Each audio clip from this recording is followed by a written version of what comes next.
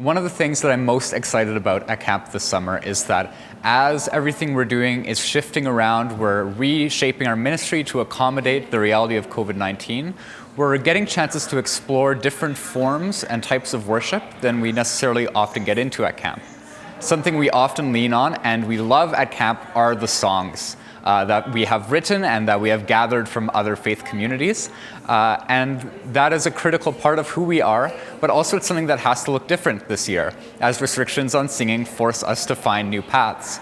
And so, as our worship time needs to be constructed, myself and Johanna Clausen, the Bible instructors this year, are thinking, what are other aspects of liturgy that we can bring into the way that we create space for campers to meet God here?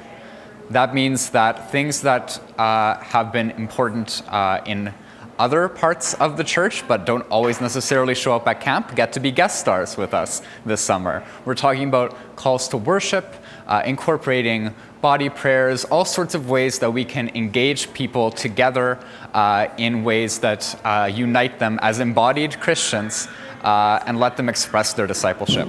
And one of the hopes of this summer, I think, for us is that some of these learnings will carry forward, be applied to future summers as we continue to develop what camp looks like, because this community is ever growing and ever changing. And this year, that's maybe more visible than it sometimes is, but it's always part of who we are as camp.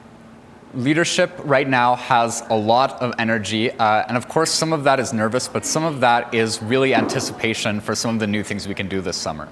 Usually one of the things leadership has to work with at camp is that, of course, camp is spread across a lot of different locations, even more so in some ways this year as we start doing pop-up camps. But rather than having koinonia leadership and a synagogue leadership, we're all working together as one body here. And that means that there is, to an extent, even more of unity felt among the leadership here than there usually is, knowing that we won't need to deal with maintaining connections across distance from Boissevain to Winnipeg. So ironically, in some ways, for the leadership team, this is a summer of less social distance than we're used to.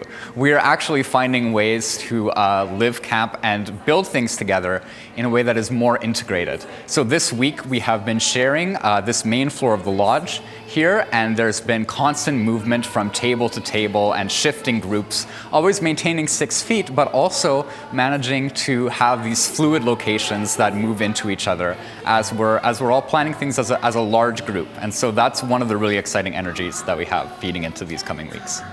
I'm very excited about pop-up camp.